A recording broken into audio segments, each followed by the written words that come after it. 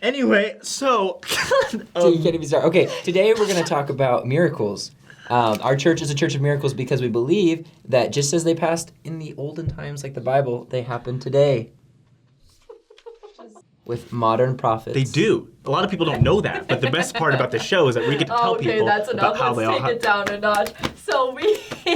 Something like that. On this show, we've talked about the first vision. Miracle. We've talked about the restoration of the priesthood keys. With when John the Baptist, Peter, James, and John came down, gave all the heavenly miracles. But there are so many that happen that we just don't talk about, just because I guess they're not as important. But we thought this would be an episode to just talk about some of those really cool stories. Miracles. Because it's it's really easy to at least I find a lot of people that I talk to who are investigating or not members of the church, they just they discount the first vision and they just discount that because they think that's all there was. Mm-hmm. But then when you just go, because we talk about it so much, it gets kind of like. And then you say once they start reading about all this other stuff, they go, oh my gosh, if this was not true. Joseph Smith had to hire 500, 1,000 people all to lie. And so we thought we'd talk about some of these stories. And one is just an account. Another one's a really big account. And one is a revelation from the scriptures. So Mimi, take it away. All right, so we're going to be talking about Lorenzo Snow, who was the fifth prophet of the Church of Jesus Christ of Latter-day Saints. And basically, he was in this stake, and I'm doing the hand thing. He was in this stake presidency in Box Elder, Utah, which is up there by Brigham City. And they were in the stake conference, and he was conducting the meeting. At the time, he was one of the apostles in the Quorum of the 12. And then the stake president tells him, hey, this just happened. There was this girl who just recently died, and we want to announce it to the stake.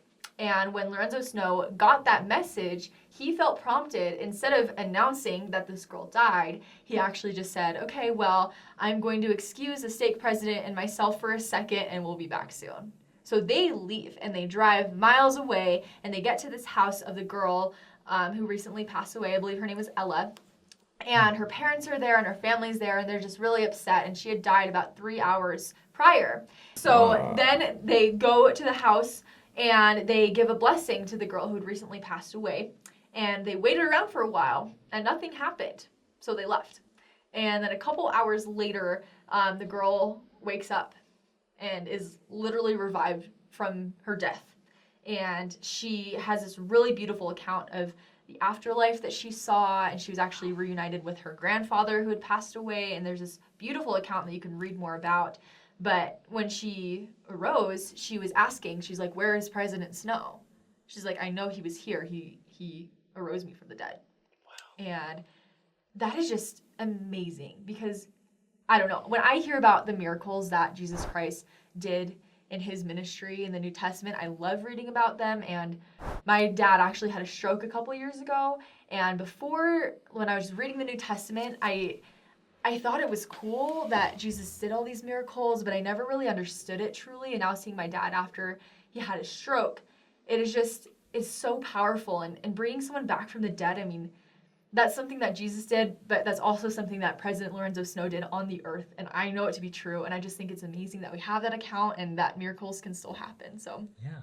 Sorry to get all emotional. No, that's wonderful. Well, it's true, beautiful. Though, because I think people discredit the fact that, I mean, there's miracles happen all the time, and it's a miracle that you're alive, and then you wake up in the morning, but in a very literal sense, these crazy things happen that science cannot describe, that just are beyond our comprehension. Yeah. Imagine my dad imagine my dad being healed of his paralysis from his stroke. I just could not imagine that. But just knowing Christ did that, and he did it multiple times, and people like our apostles and prophets can do that today. Yeah, right. The priesthood authority is real. It is a strong thing, and we are so lucky that we have the priesthood on earth.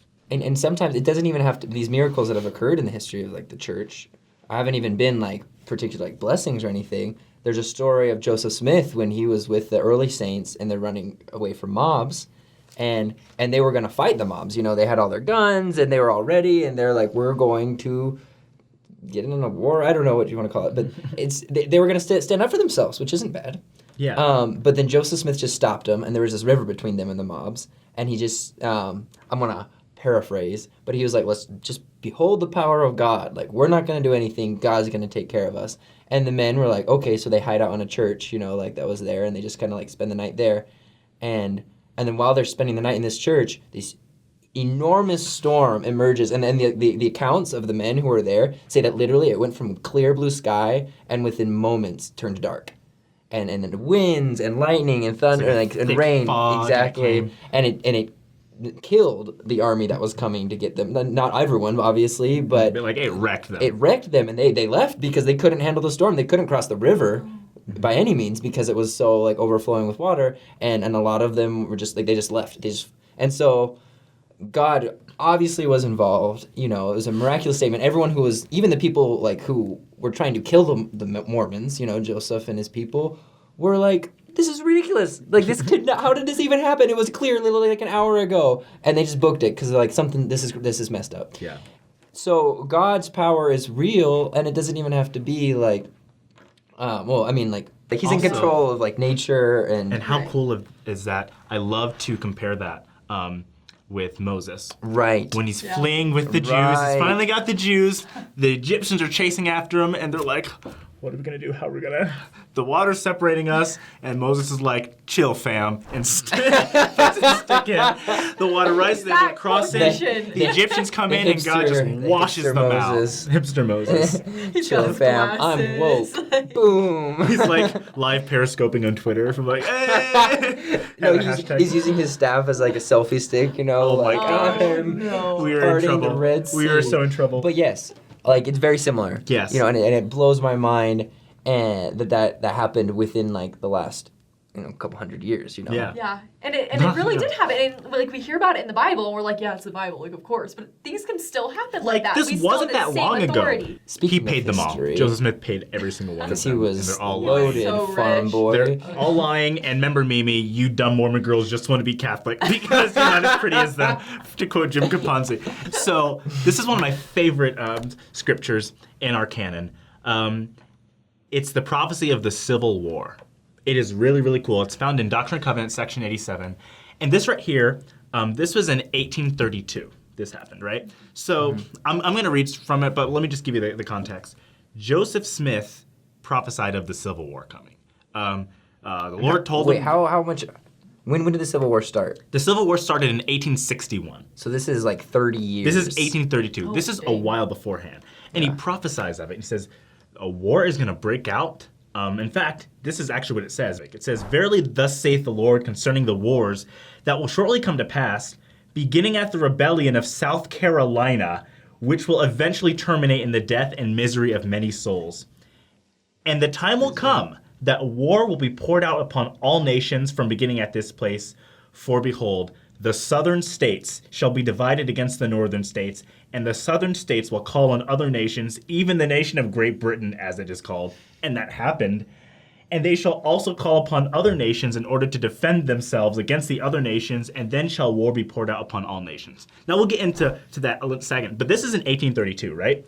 So the Lord tells Joseph Smith this is going to happen, and it doesn't happen right away. And so everyone's like, it's false prophecy. Now, if it was a false prophecy, and then Joseph would have just brushed it away, right? Right.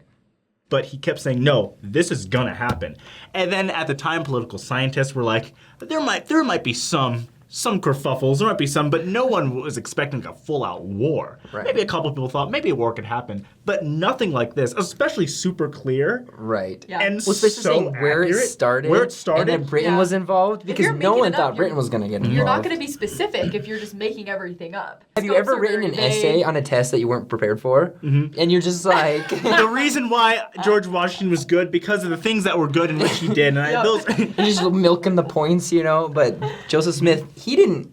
Because if he was one state off, people would have been like, meh, yeah. But he's very specific and very clear about everything. By the way, it gets clearer. Who knows what they'll cut out here, but...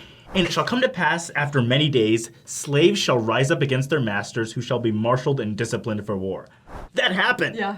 I mean, it's so crazy. But what I do love about this, so this is a Civil War prophecy, but it's also like World War I prophecy going to, because it says here, and they shall also call upon other nations in order to defend themselves against other nations. and then war shall be poured out upon all nations. So this prophecy is saying, yes, the civil war, like Jesus, like, yeah, civil war is going to happen. Write it down. Joseph, like, all right, civil war is going to happen. It happened. True prophecy, it happens. But it's bigger than that. Because it's also saying, by the way, after this, there's just going to be war everywhere, and everywhere it's going to keep happening. I like later on it says, until the consumption decreed hath made a full end of all nations. So there's going to be so much war from the Civil War onward, and the world has just been in a perpetual state of war since then, right? And he's not happy about this, by the way. Jesus even though he's smiling. Oh, I'm happy because happy because it's true. I'm happy because I love like how war. God Kwaku loves war. No, he's like, and then there's so many wars after that. Yay! No, I love though that like the Lord knows what's going to happen, and He makes it work for the building up of Zion. He makes it work for the best, and that's why I love it. It makes me so happy to know that like that's how powerful Christ is. Well, side note too is God always respects people's agency, you know, and He's like, this is going to happen because people are going to choose for this to happen. So He's going to warn His saints so that they can do what they can. Yeah, you know, that's what He says here. It says that the cry of the saints and the blood of the saints shall cease to come into the ears of the Lord of Sabaoth. That's awesome. From the earth to be avenged of their enemies. Wherefore, stand ye in holy places and be not moved until the day of the Lord come. For behold, it cometh quickly, saith the Lord. Amen. Just a very beautiful one. He's like, there's going to be a civil war. People are going to get wrecked. It's going to be bad. Stand in holy places. War is going to come on. After that, stand in holy places and especially stand in the temple. That's very comforting because we can't stop stuff like that from happening, but at least we have that advice. So anyway, miracles of the restoration, guys. Miracles. So many. There's so many, but you could literally go on all day. We'll probably do a part 2 of this episode. And where can people find more about these stories? In the scriptural canon of the Church of Jesus Christ of Latter-day Saints. There's also LDS.org. I feel like has some really cool articles about just things that. Why are you making that face at me? And if you want to, what did you do? Just being incredulous. So, like, comment, subscribe on Instagram. Thumbs up if we think that Justin should do an interpretive dance sometime, like just for an episode. I love contemporary dance. I feel like, by the way, I'm taking an urban street dancing class in the fall. Thumbs up if you want to see that. I'm so excited. Yeah, if you guys if you want to come to my recital, you're invited. Oh my gosh.